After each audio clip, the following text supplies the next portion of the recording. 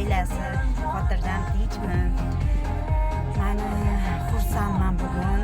Mana yangi mashina oldik.